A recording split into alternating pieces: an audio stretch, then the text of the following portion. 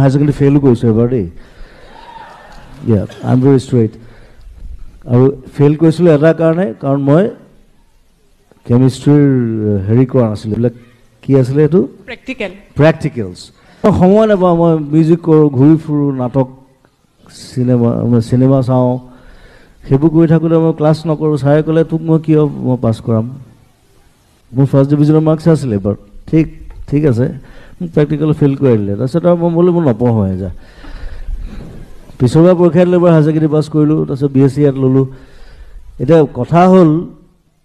B Barooah college like chemistry department is so' strong তাহাঁতি ছানডেও class কৰে মই বোলো মই বাকীকেইদিন ক্লাছ কৰিবলৈ মোৰ দিগদাৰ সময় নাপাওঁ যে আপোনালোকে মোক ছানডে কিয় মাতে মই লাষ্টত আৰু ডিগ্ৰী ছেকেণ্ড ইয়েৰ ফিজিক্সৰ পৰীক্ষা